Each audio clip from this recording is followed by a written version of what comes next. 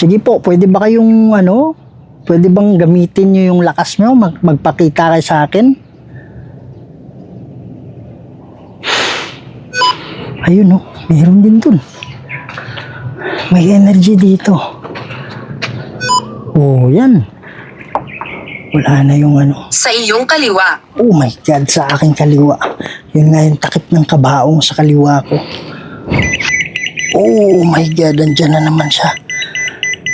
Cruza Crescent Nilux. Meron dyan.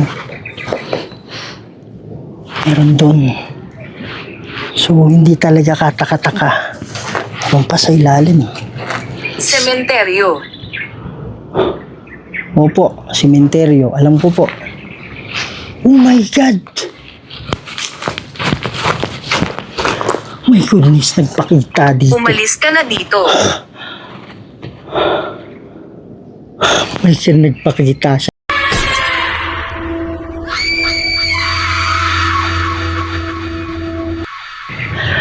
Hello mga idol, Kuya Red here and welcome na naman po sa isa na namang kwentong nakakatindig balahibo at punong-puno ng kababalaghan. Mga idol, bibisitahin natin ulit itong sementeryo na sobrang haunted talaga. Sobrang dami talaga nagpapakita dito. Mix dito mga idol, meron pong mga kaluluwa, meron din mga engkanto. At kung mapapansin niyo sa likod natin, nagpaalam na ako kanina pagdating ko. Okay, meron pong napakalaking balete dyan. At ito yung balete kung saan si Mark gusto sana lang putulin ito. Kaya lang mayroong nagpakita sa kanya na nakakulay puti. Tanghaling tapat yun may nakakulay puti na hindi sila pinayagan na putulin yung balete na yan. At mamaya titingnan natin yung balete na yan kasi mayroong nicho dyan na kinain ng balete. At saka ang ibang mga reason daw kung bakit nagpaparamdam dito is marami ditong mga kinuha na mga patay. Okay, so alam nyo naman based sa pag-aaral ng mga psychic na marami daw kaluluwa na medyo sumasama yung loob kaya nagpaparamdam dahil kinuha yung katawan nila at nilipat or kung ano may yung ginawa sa katawan nila. Kaya yun yung dahilan kung bakit nagpapakita. So ngayon nandito tayo para mag-explore lang, para mag-ikot gamit yung equipment natin, gamit yung ghost tube natin, pati itong electromagnetic field meter. Okay, so dito natin malalaman kung mayroong mga kaluluwa o spirito. Pag sinabi mo kasing spirito, pwedeng kaluluwa, pwedeng engkanto, masasagap natin dito dahil sa electromagnetic field na dala-dala nila. So, yun mga idol, so samahan nyo ako ngayon at mag-ikot tayo. Sa hindi pa nakasubscribe dyan, pakisubscribe po, Kuya Red Goes Adventures, pagkalat mga idol, para mas maraming pa tayong mapasaya ng mga Pilipino, hindi lang sa Pilipinas, pati na rin sa ibang bansa. Kaya tara na. Yan. Meron akong dala dito na pwede ko kayong makita kahit kaluluwa na kayo. Pwede ba kayong pumunta sa harapan ko? Meron pa pala dito. Hindi ko na to kanina eh. Ayun, ayun. Ayun. May mga energy dyan. Oh, meron ako nakita sa loob. Ayan mga idol, dyan yung kabaong. Ayun, may energy yan. Maliit nga lang. Pero meron dyan. Parang ito yung tumunog eh. Ba't kailangan lagyan ng kahoy? Anong meron? Hindi ko kita mga idol eh. Medyo mataas kasi. Diyan pa ba yung laman? O kinuha na yung laman? Oh my God, meron. Ay, may energy. Meron. Ay, may energy dyan, Ayan. Tapos biglang lumamig yung ko. Biglang lumamig yung kanang kamay ko. Yung nakahawak sa tripod, lumamig. Meron dyan, lumakas yung energy niya.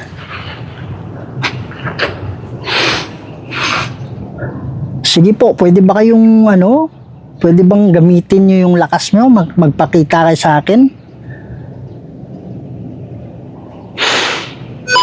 Ayun meron din dun. May energy dito. Oh, yan. See, merong energy dyan. Tingin tayo sa iba. Dito meron din. Oh. Dito malaki dito. Ayan Magandang hapon sa iyo. Ako nga pala si Kuya Red.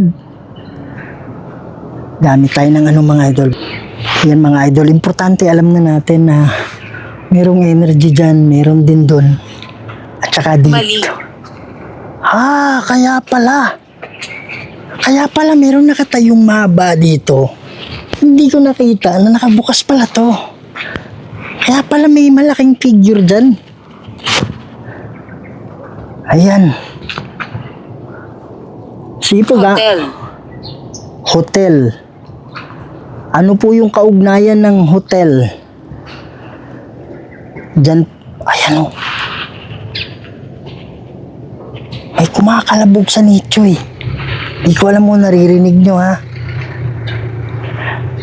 Anong koneksyon ng hotel? Gusto ko sana lumapit pa dyan kaya lang medyo nag-aalangan ako eh. Pero may kumatok dyan. Oh my God. Yan. 5.3 4.6. Okay. Yan. Dito naman tayo.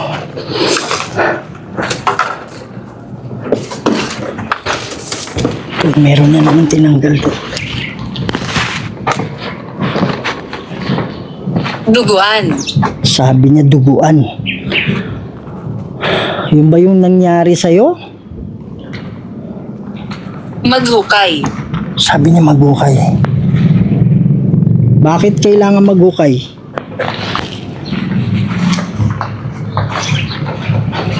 Anong gagawin? Ba't kailangan maghukay?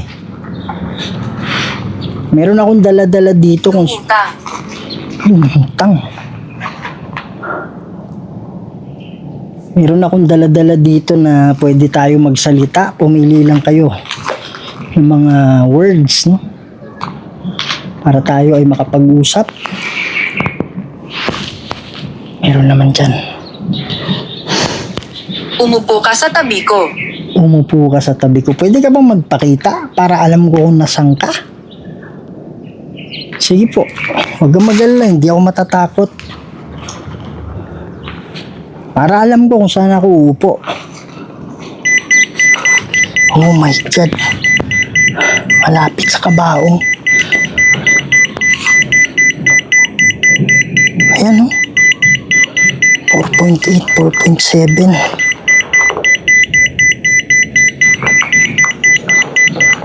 Oh my God, di napuputol eh. Yan. Demonyo. Oh my goodness. Ayan, umaakyat ko sa Kraset Mihilux. Nung Draco Set Mihidux. Badi Retro Satana. Nung Komswari Mihivana. Sunt Malakwe Libas Epsevenina. Bebas in nomine di Patris et Filii et Spiritus Sancti. Amen. Nawala ka agad yung dinasalan natin eh. Demonyo nga pala yun. Ito, meron na naman. Ayan Tignan natin.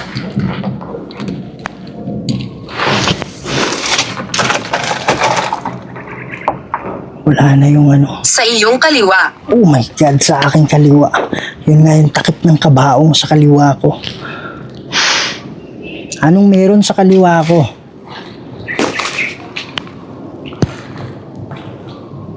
Sige po, anong meron?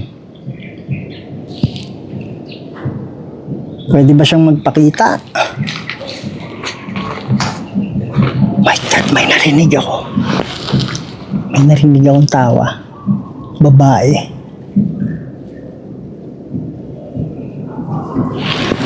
Gusto ko sanang puntahan yan, kaya lang masukal eh. Itong area kasi na to mga idol, maraming cobra dito. Kaya tinitingnan din natin yung ilalim. Dito may binaklas din. Kaya marami talaga nagpaparamdam dito. Oh my God!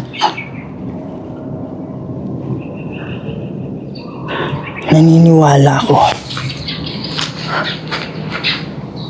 Dahil sa mga binaklas. Tumunog dito eh.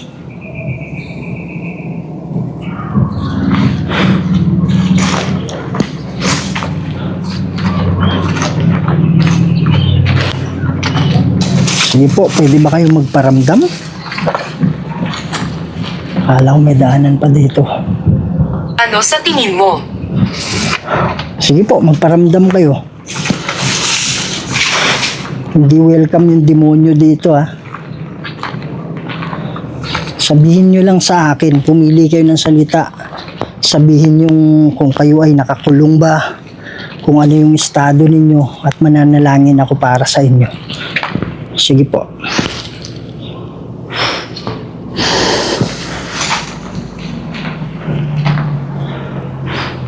Gamitin nyo yung ano. Gamitin nyo yung mga salita dyan. Sige po. Oh my God, andyan na naman siya. Cruza Craset Nihilux. Nundracoset. Cruza Craset Nihilux. Nundracoset Nihidux. Badiretro Nasa Satana. ibaba ako. Nungkom Suari Mihivana. Sunt Malakoy Libas. Epsevenina. Bebas. Mga idol, portal to promise. Hindi ako maniniwala na pagkatapos kong mag-pray, ayan o.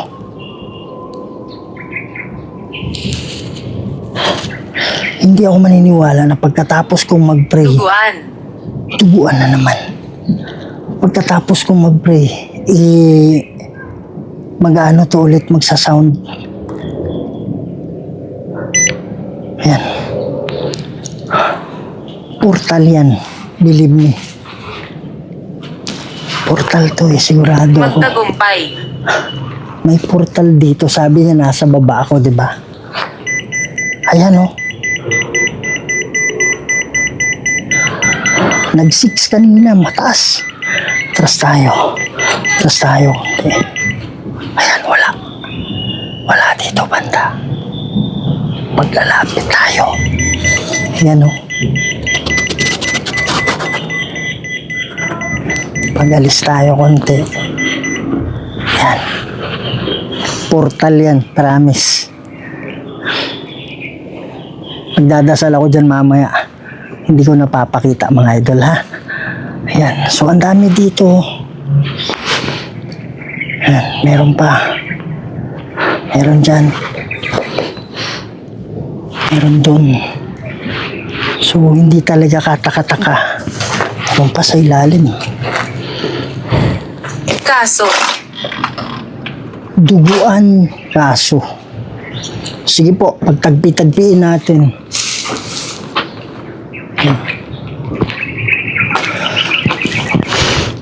Sabi niya duguan kaso.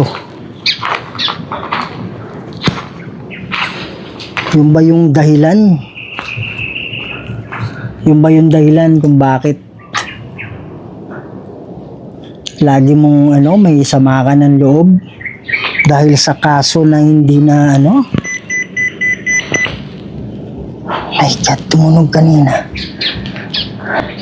dahil sa kaso na hindi na solusyonan.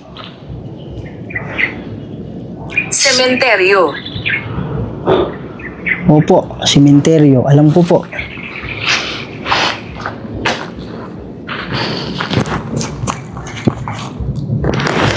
Andito ako para matulungan kayo. Kung meron mang kaso, Van. sabi niya. Hindi ko narinig. Van. Siguro, disgrasya ito. May kinalaman sa van. Sumalpok siguro. Tumingin dito. Saan? Pwede ka bang kumatok? Para alam ko kung nasaan? Saan? Oh my God! My goodness, nagpakita dito. Umalis ka na dito. Well, sir, nagpakita siya dito, promise. Kaya lang yung camera na, ano ko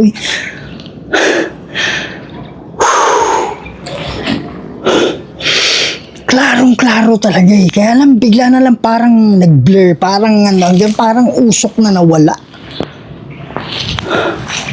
Mga idol, promise, nagpakita siya dyan.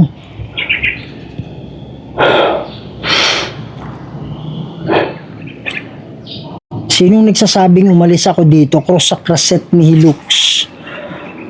Nung Draco set mi hidux. Badi retro satana nung pamsuari mi kivana. Sunt malakway libas FC Venina. Bebas. Meron din dito. Sa ilalim. Palawit. Ano ibig sabihin? Ayan oh. My goodness, may footstep dyan. Guguluhan ako. Mga idol, sigurado nakakulong to. Pinaglalaruan to.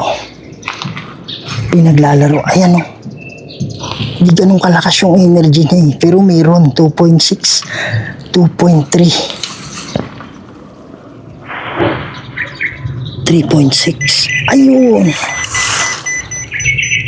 Taas dito.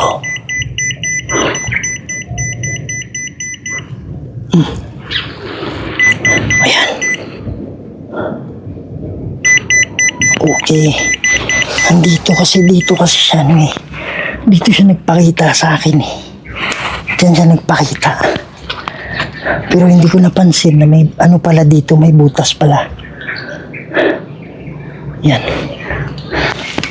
My goodness.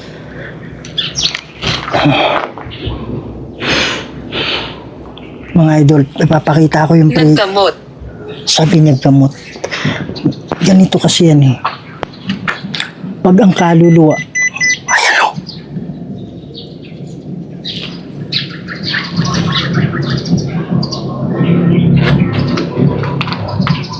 Pag ang kaluluwa nasa impluensya ng demonyo, pag ang kaluluwa kasi may mabigat na daladala dahil hindi pa siya nakaalis.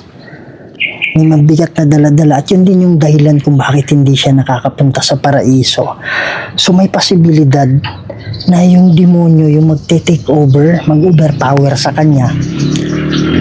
Tapos isang ginagawa ng demonyo is gumagawa siya ng paraan na makalimot yung mga kaluluwa. Kaya minsan sinasabi nila nalilito ako, parang ganon, hindi ko alam yung gagawin, anong nangyari. Yung mga merong reading. Yun yung mga sinasabi nila, bakit ako nandito, anong petsa na, parang kasi yun nga yung ng demonyo. So pag meron tayong makitang ganyan, sigurado may demonyo dyan at nakakulong yan. Kaya mananalangin tayo mga idol. Ama naming banal at makapangyarihan sa lahat. Lord God, nandito po ako para humingi ng tulong. Naniniwala ako na mayroong kaluluwa na nakakulong dito, Ama. Mga manika. At magpadala po kayo ng anghel, Lord. Ng hukbo ng anghel para maging gabay niya o maging gabay nila. Ama, tulungan niyo po. Ako po ay tagapamagitan lang. At kayo pa rin ang masusunod. In nomine Dei Patris et Filii et Spiritus Sancti. Amen.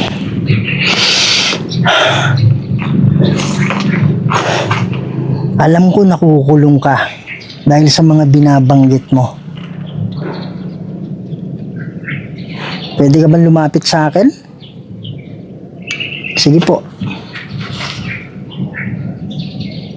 Ayan, tumataas dito. Ikaw ba yan?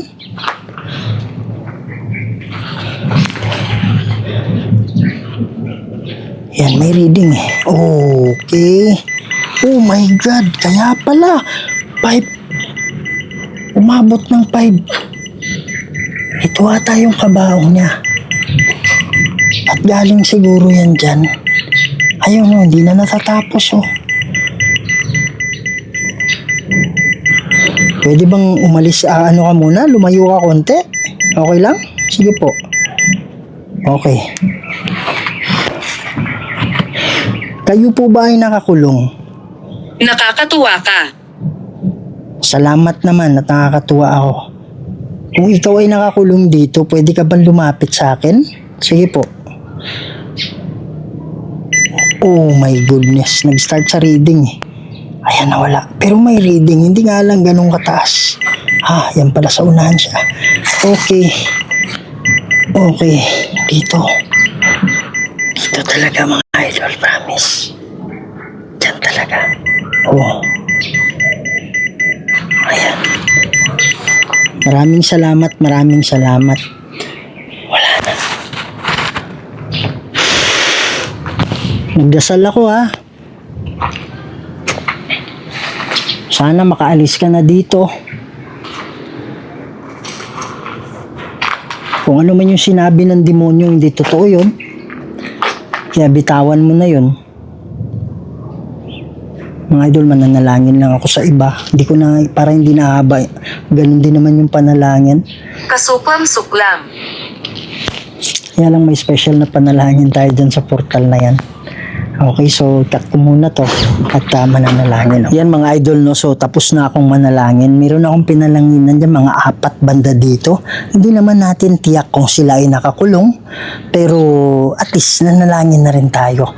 Pero yung last na pinuntahan natin na nagpakita siya, klarong-klaro talaga eh. Ang mukha lang parang parang burado yung mukha niya. Sayang kasi yung camera ko hindi ko hawak. At saka nagdalawa akong isip ako sa camera. Hindi ko alam kung bakit. Kasi nasa likod na siya ng camera eh. Ayan. So, pero at least panalangin na tayo. Gusto ko sana bumalik dyan sa may balete. Kaya lang napapansin ko na ayaw nilang maingay, ayaw siguro na disturbo. Kaya wag na natin pilitin. Wag na tayong bumalik doon. So at least dito may nahanap tayo. Alam ko hindi lang nag-iisa to. At saka yung portal banda doon sa unahan ay sinara na rin natin. At hopefully na hindi ganun kalakas yun para magsarado siya. Kasi pag sobrang lakas ng portal, hindi talaga kakayahanin ng power ni Kuya Red, kumbaga, no? Okay, pero at least sumubok tayo. So, yan mga idol, no, naniwala ako na nakatulong na naman tayo sa kaluluwa. At maraming salamat. Sana hindi kayo magsawa na sumama sa akin sa pagtulong natin dito sa mga ligaw na kaluluwa. Kaya sa hindi pa nakasubscribe, pakisubscribe po, Kuya Red Goes Adventures. Huwag niyong kalimutan pakishare, pakikalat ito para marami pa tayong mapasaya ng mga Pilipino, hindi lang sa Pilipinas, pati na rin sa ibang bansa. Lagi niyong tandaan, mahal na mahal ko kayong lahat. And see you in the next video. Maraming salamat po.